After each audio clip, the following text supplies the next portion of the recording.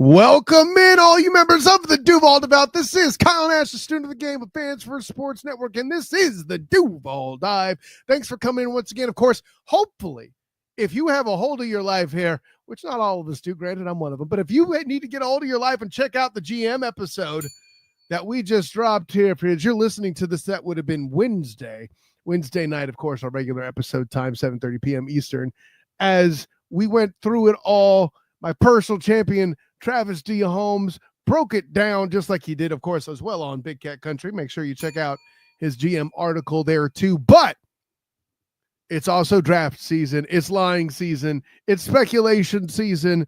'Tis a season for many things here as we get into the NFL offseason. And with this, you see a lot of mock drafts, and there's two players in particular out there that are big names that the Jags aren't deeply associated with for two different reasons. Granted, if you've read any of my editions of The Good, the Bad, and the Spotty throughout the season on the Fans First Sports Network, you will be aware that I acknowledge a sect of the Duval Devout that demand, in fact, want desperately for the Jacksonville Jaguars to draft Heisman Trophy winner Travis Hunter. See, it's a thing I do, okay? So can that happen? Or are they hoping that they can get plenty of Jeanty? Are there people out there that want Alshon Jeanty to be drafted among the Duval Devout? I don't know. I never wrote about them so much. But these two players in particular are often seen as a pairing that won't make it, that aren't among the top candidates for people to go at 5.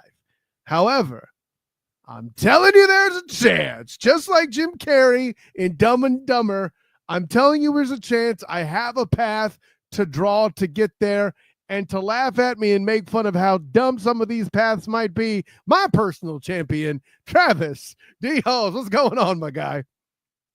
Hey man, I'm ready for the smoke that we are about to bring into our household in this episode, sir. Well, yeah. With that in mind, let's go ahead and light a fire here too. And of course, because there are so many Travis Hunters, I'm going to move him to the back of the line here. Let's start with Alshon Jeanty, of course, the G5 sensation out of Boise State that did things that evoked names like Barry Sanders and stuff like that. I know that Travis has been drooling over his film. Perhaps at some point we'll do some show don't tell later in the draft season here as we get to that particular analysis. Here's where I'm at, though, Travis. Okay. At 5, running back. No one's doing it, much less the Jaguars. I hear that. Somebody amongst the Duval Devout is watching this right now, and in the comments, which thank you for doing it, is in the comments, Kyle, you stupid. Why are we having this conversation? Oh, but the reason's very simple. And smart people have opened the first part of the door for why Alshon Jeanty may even be more likely than Travis Hunter getting drafted. And you know who those people are, Travis D. Holmes? Kyle Nash and Travis D. Holmes. Well, what are you talking about? And you already know, because I see that smile like you taking a picture at school right now. Of course, we're the ones that opened the door. We think they should trade the 5th overall pick. And in Insto moving down, the chances of Alshon Jeanty being more available about one of those picks, maybe in the late first round somewhere or something like that, are high up there. Because with dudes like Abdul Carter, with dudes like Mason Graham, and other guys out there, maybe even, I don't think Shedeur Sanders is falling to 4, but if he does, that's something to talk about, right? I don't think Abdul Carter at this point, thanks to Myles Garrett, is getting past number 2 with the Cleveland Browns. But that, that's a thing. Maybe somebody trades up and wants Ted McMillan at that 5 because they're worried about, I don't know what they're worried about. I doubt it too. But listen, Travis feels ways about Ted McMillan. We'll get into that in a different episode. Make sure you look out for that in the upcoming edition of the Duval Dive. But we are to blame if Alshon Jeanty gets drafted, and I say that in the form of a trade. Now, Travis, my question to you would be, at what point do you see Jeanty on the board as a conversation for any NFL franchise, let alone the Jags? I mean, once, in my personal opinion, once you hit 10, I think it's a reasonable expectation that he's off the board. Like, if 10 to 12 range, especially when you start approaching the Cowboys pick, you kind of that's fit in need all day. And that's kind of where I think this plane kind of lands. Like there are some teams who could still you can make the argument that they still would potentially draft him in the top 10, but then it starts feeling kind of rich. Like that's Leonard Fournette kind of territory for you Jacksonville Jaguars fans. You know what I'm talking about. Yeah, a guy who got drafted and it was an excellent player and then asked entirely too much and then a bunch of people paid it on him. And by a bunch of people, I mean Travis D. Holmes. Anyway. Hey man, can we? Do you really want to get into this Leonard Fournette thing? Because hey, I'm here for it, bro. But I think you have to be elite. Let's talk about it then. Let's talk positional value. This is the point I want you. This is the point I do want you to talk about. Go ahead with that. Yeah, positional value versus the player's actual ability are two different conversations, because that's where I struggle with the Alshon Jeanty conversation is, yes, he might be LaDainian Tomlinson. He might be Alvin Kamara, like the next iteration of Alvin Kamara. Like he might legitimately be that because he is absolutely a 3-down back. One of the few in this class of running backs that right now that we're looking at. And that's why this is even a conversation in the top, like you're talking top 10, top 12. Right. Because he's a 3-down back, and Jacksonville Jaguars don't even have that on the roster right now. Yeah. But that's where I'm stuck on it because, yes, to your point, most teams aren't doing that. You're not drafting a guy like that in your top 10. But also, if it works, it doesn't matter. It only matters if you miss. So you really then have to judge it. You have to look in the mirror and be like, how much do I believe that I'm going to be right on this pick? Because if I'm wrong on positional value and I'm wrong on the player. And I'm not like I'm breaking a rule, like throwing across your body as a quarterback. I'm breaking the rule that you're not supposed to do. And then I'm wrong on the guy also. So that's the piece that kind of gets me stuck here. That's why you kind of can't do it. But I really want to because I do believe in this tape. Yeah, and the tape doesn't lie, and the tape's where a good scout lives, and you happen to be a good scout, so I get that. Here's you mentioned the Cowboys as a name, and they're at 12. I agree with you that the Cowboys are going to get Alshon Jeanty, because let's be honest, they did the same with a guy that they ended up signing back as a washed player in the form of Ezekiel Elliott, right? They got Ezekiel Elliott overall out of, is he an Ohio State guy? I'm forgetting now. Anyways, I don't remember where Zeke went to school. But the point is, past precedent is a thing that has occurred here. I'm going to say this, especially with conversations about Deebo Samuel's, validity staying in San Francisco, as well as Christian McCaffrey aging. I don't think it gets past the 49ers. You're going to tell me that Kyle Shanahan would say no to Alshon Jeanty?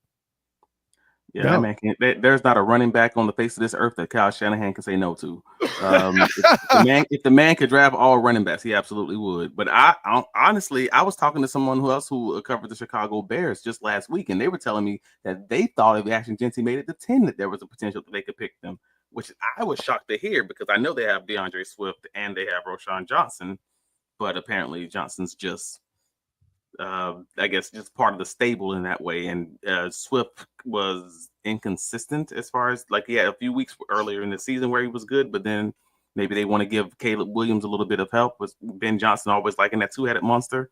So I'm like, oh yeah, when you hit 10, that's when it starts getting squirrely a little bit. So that all being said, we've talked about the Jags trading 5 back, and this was a good excuse to talk about how far back would you see the Jags dropping? And I know that that's just a tough thing to answer. No, I can answer it. It's fine. None of us, I don't think, had the Vikings last year on the board as a trade partner, but lo and behold, it was clearly among the best moves that Trent Baalke has ever made, period, let alone in Jacksonville. So what's the highest you think the Jags would get with the 5th pick? The highest that they would potentially trade back from 5. Yeah, I couldn't see them going back past. I mean, we are really getting tight if I'm saying anything past even 15, and I don't think I even believe that. Like I might be saying really like 13, like the Miami Dolphins. That might be it, because everything that all the draft nicks are talking about is the fact that many NFL insiders and scout people that basically ball watchers, ball knowers, are saying that this draft has about 13 to 15 true people who are graded as first round talents. And then the rest of those guys from like 15 to 40, that 15 to 40, maybe even 42 range, are seemingly all looked at like second round picks. So if you're getting at 15 and on, this is a coin flip. All those guys are pretty much in the same bucket. So I couldn't see if the Jaguars agree with that assessment. They don't take certain guys off their board. You're probably looking at like that 13 to 15 range is probably as deep as they would be willing to go if they were to get an offer at all. See, and that's the thing, though. If what you're saying is true, that means the 5 pick has a higher premium on it, because Absolutely. The path to that drop off is a lot shorter than it normally would be. By the way, I've heard that same narrative all over the place, from varying degrees. The Mel Kipers of the world. Not that I call him a ball knower, but just work with me here. Yeah. The Mel Kipers of the world have said it's good beyond the first draft, but not really a great first round. And there's guys like the great Joel Klatt who will say it's just not a great draft class, period. So what level of pessimism you deal with is a separate conversation, but the consistency is that the first round isn't strong. So because of that, I think a world where if the Bears see somebody they really like, may get that 5th pick and participate in that trade deal with the Jags to put them at 10, which then puts them in a position to be ahead of both San Francisco and Dallas. And if Jeanty falls down to 10 with what you just told me, you got to think, especially if Travis Hunter's off the board, obviously by 10, you got to think. Well, yeah. I mean, if it's somebody like, who are you saying trading up? Like the Bears or the Bears themselves may find a guy they like better. Like let's say, for example, so the Bears are at 10. So they'd have to be moving up for someone like Ted at 5, and then they Ted McMillan, a Mason Graham, maybe somebody they want. Like that. Yeah, and they know that the Jags, the Jags have been mocked to hell and back about Mason Graham. You could see a number of articles I've written about it on the Fans First Sports Network. Yeah. So if they want that, they're going to either go there or higher to get Mason Graham, or if it's if they were that they like, for example, then they may do that. And if they were willing to give up a second this year, or maybe a third, a second maybe this year, and obviously the first round draft pick, or some kind of combination of 3s, and maybe next year in the 3 this year, 2 next year, something like that, I could absolutely see it happening just to move back 5 picks. But I'm a fan of, if you already know that the draft class is going to be a little bit squirrely after you get to 15, then give yourself the most bites at the apple. I'm here for all of that. So if you want to give me 2 more draft picks this year in that second and third round range, and you want me to move back 5 places, and I'm not truly in love with the guy that's on the board right now, I would wait to make that move on draft day, but I would absolutely make it. Yeah, but you're telling me there's a chance. That's the theme of this episode, Travis D. Holmes. And for what you're telling me about Ashton Jeanty, what I've seen personally, and I'm not a film guy to the same extent that you are. I'm not a good scout, I don't think. But I think pigeonholing Ashton Jeanty as a running back in the NFL is a mistake. I think he's a guy that can do a lot of things in a lot of different places, and he may be raw today, but you and I both know the athleticism's there to evolve it into something where he could be that gadget weapon player that is it Bucky Johnson in Tampa? Bucky Irving in Tampa? Yeah.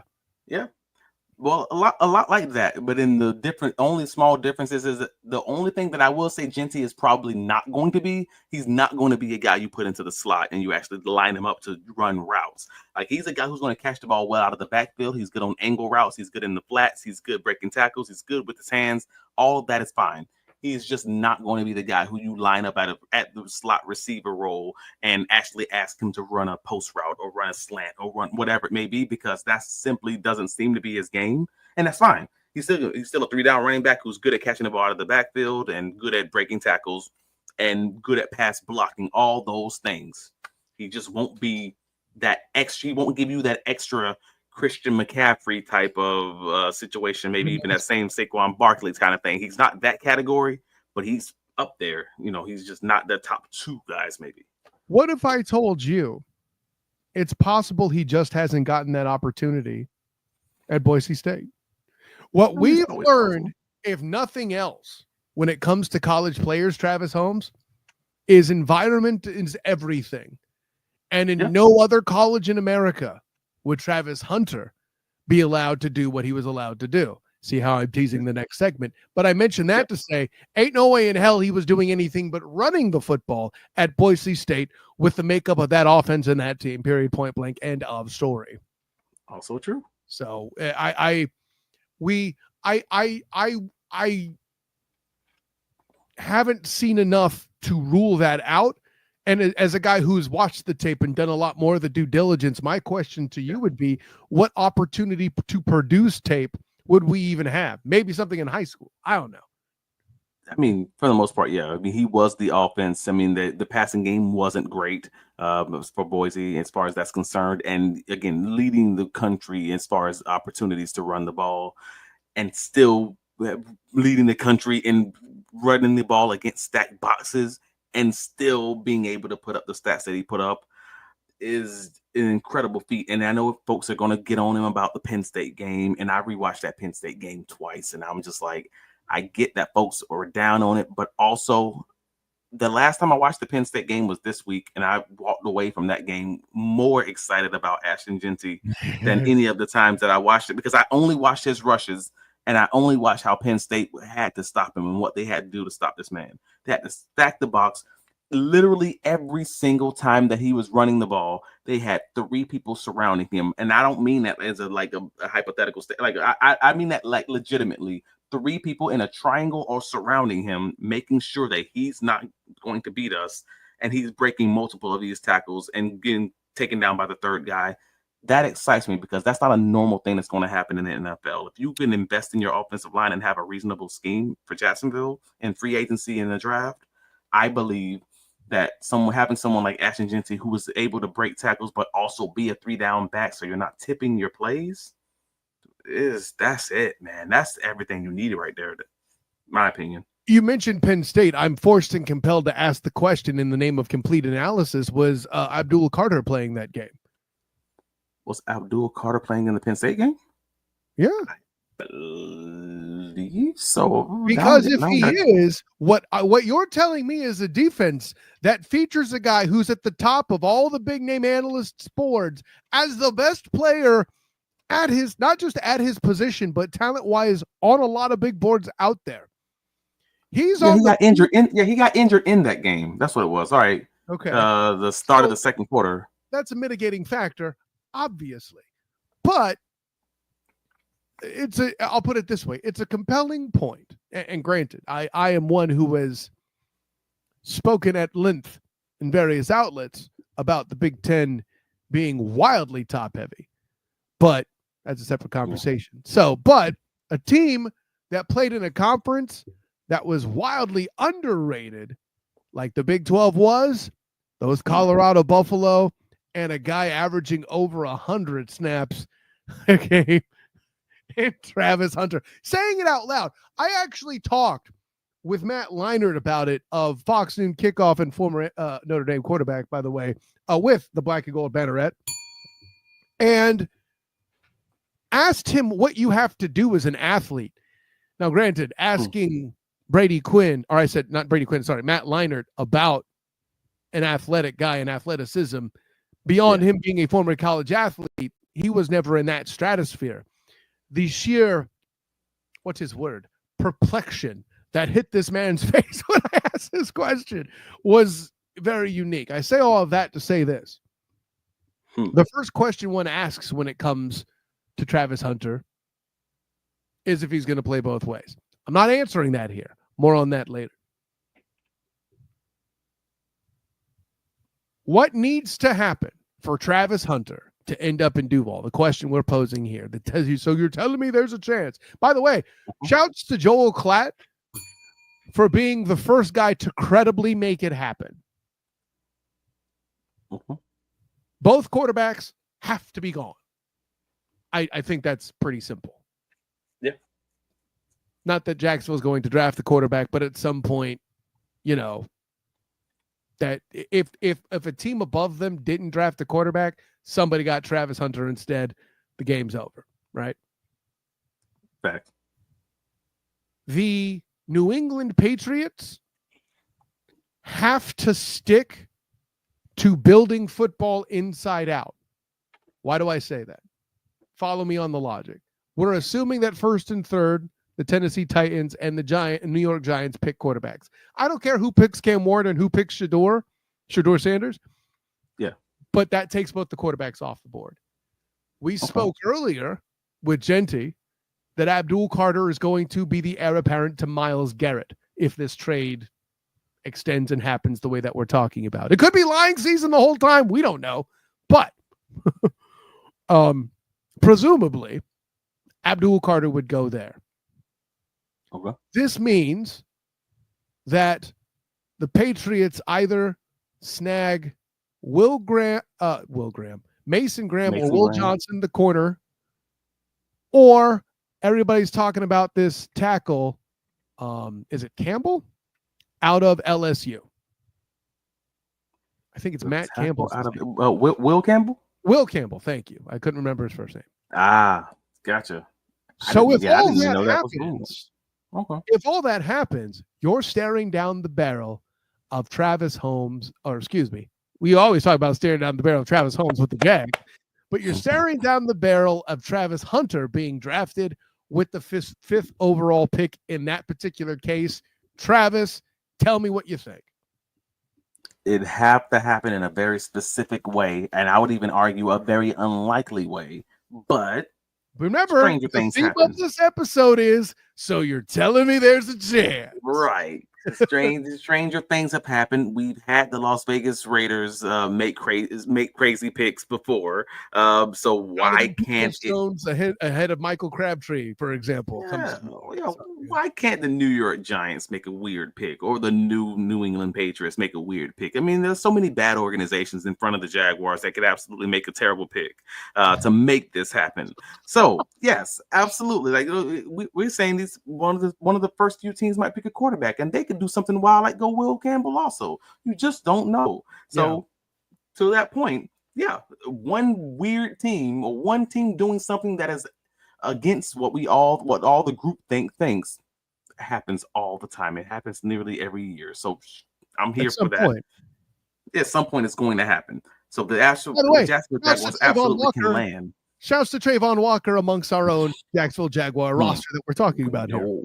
I mean, hopefully we don't have any more of those when there's other, maybe a bigger slam dunk picks available. Trayvon is a slam dunk, but the other one was a windmill and a 360 at the same time. That's all. I didn't do hate a jam. Why are you griping? Because, and I was going to say windmill. But Travis Hunter at 5, you have to be happy about it.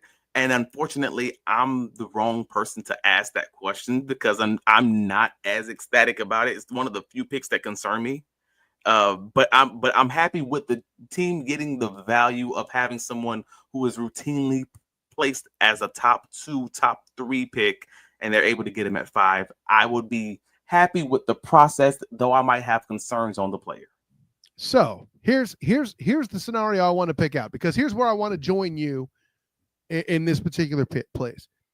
And this is even, by the way, having seen Travis Hunter play in person when he came to the bounce house at UCF, covering it with the black and gold banneret. One of the most athletic interceptions I've seen made in person, by the way. He's done it multiple times too. Yeah. Will Graham. I say Will Graham, not Will Graham. You keep saying Will Graham. Mason Graham, Will Johnson. I got you. I did it. Mason Graham is off the board because the Pats took him.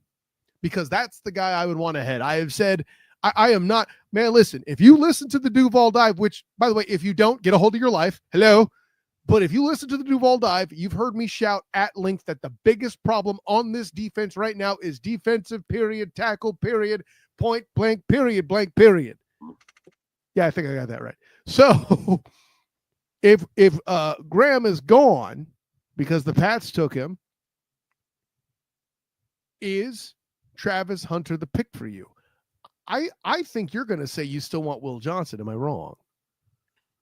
And I am. And that's the unfortunate part about it. That's the unfortunate part about it. If I'm being honest, if they take Travis Hunter, I would need to have the confidence that they're going to play him on both sides of the ball.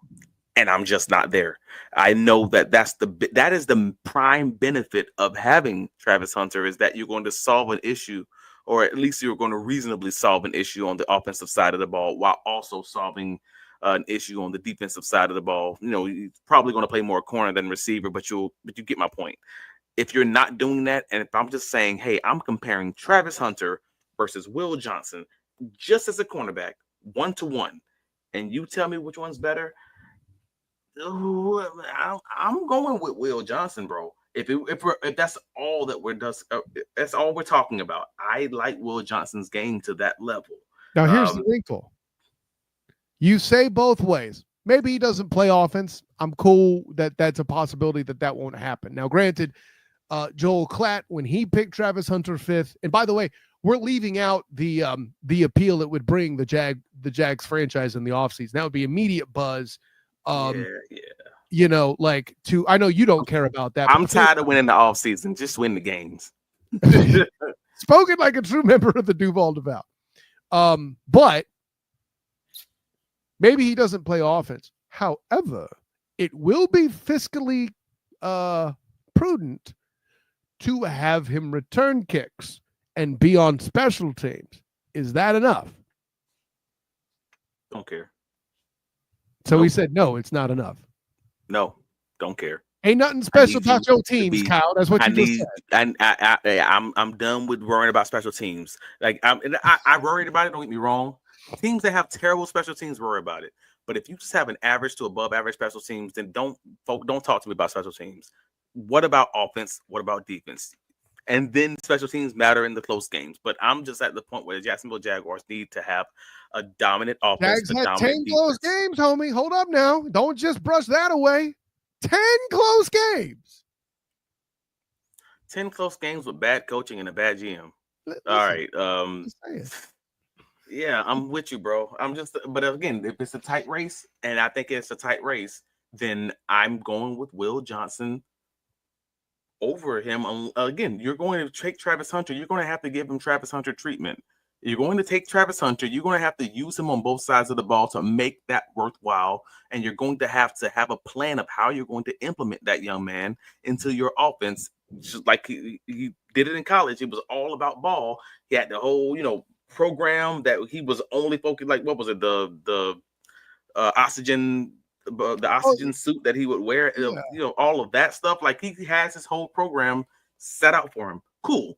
Then you need to be able to have him do that same thing in the NFL. And I don't know that all teams are going to be prepared to do that, especially early on. They're going to probably want him just to focus on one side of the ball, learn the technique stuff that he's kind of been missing because he's spent so much time on both sides of the ball, and kind of see where it goes from there now that he's playing against all these people who are Heisman winners and the best people on their teams and the best people in their conferences. Like, this is a different beast, and I think you got to acknowledge that.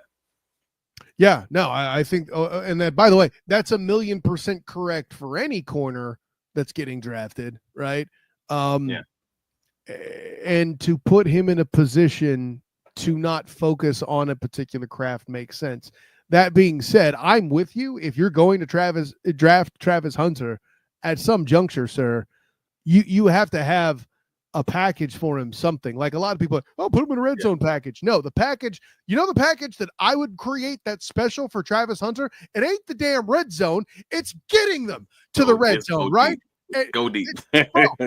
Bro, come on now. Like, just indulge me for a minute. I get it. Will Johnson's better quarter. Fine. It's cute. Okay. But here. We already had the conversation in camp. Oh, BTJ's not going to be that good. It's a thing that happened. Duval Dive YouTube channel. Check out the damn short where I'm talking more trash you can find in a landfill on all these fools that said it because it happened. But can you imagine a long field where one side is Brian Thomas Jr., the other side is Travis Hunter? I dare you to find me two corners that can keep up with a pair of those fly routes.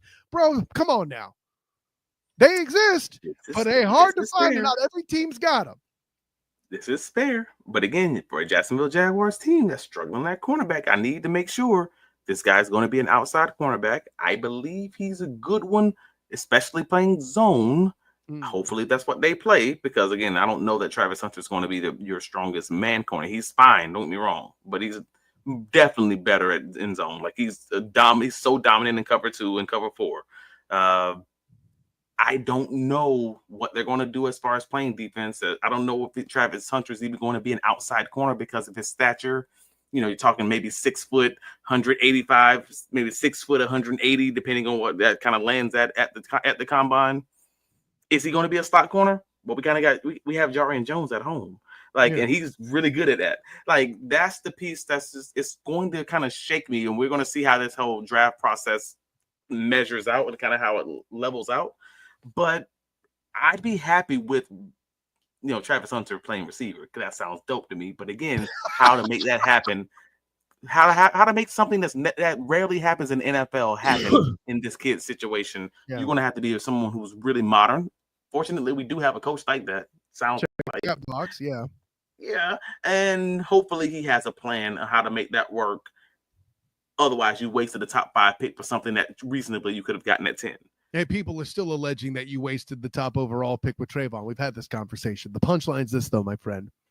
So you're telling me there's a chance? Yeah, there's a chance. Yeah, there's a chance. No, and listen, there's a lot of there too. And man, I'll tell you, I'm going to be happy for the Travis Hunters if it happens. But if they don't slam for Graham, if he's there, I'm going to be happy about it. If they ain't chasing Mason at that 5th overall pick, you like those from the hip, son. If they ain't chasing Mason with that 5th overall pick, I, like you, would say, A, why aren't you trading it? And B, come on, y'all. What are we going to do with defensive tackle here? So, anyways, Travis D. Holmes, tell the world. Well, you can find me on all the socials: Travis D. Holmes, Blue Sky, Twitter, X, all of them, Facebook, Instagram. But you can most importantly find my writing covering the Jaguars, BigCatCountry.com. If you're listening to us on the Duval Dive, please like and subscribe. And we thank you for supporting us, man. Again, like, subscribe, comment, all of it. We will have you guys covered through the general manager hire. Hopefully, fingers crossed, we'll have that Friday, maybe Saturday night. And also any breaking news that we kind of get throughout this draft season, anything we kind of hear as far as the word on the street, maybe in the combines, we'll see what happens. But, stay tuned, BigCatCountry.com, and let the world know where you can be found, Mr. Nash. Of course, I'm Kyle Nash, the student of the game. You can find me on Twitter, Instagram, and Threads, as well as Blue Sky at the SOTG. Find me on Facebook as the student of the game. Check out my writings with the Fans First Sports Network, covering the Orlando Magic and the Jacksonville Jaguars, as well as my work with the Black and Gold Banneret and Night Shift podcast, covering UCF football and basketball. So there's that. So for my personal champion, Travis D. Holmes, Big Cat Country, and of course for all of you out there in the comments and support the show, an honor, joy, and privilege as always to spend the time with you. But until next time, everyone, so I can get the button right, class dismissed.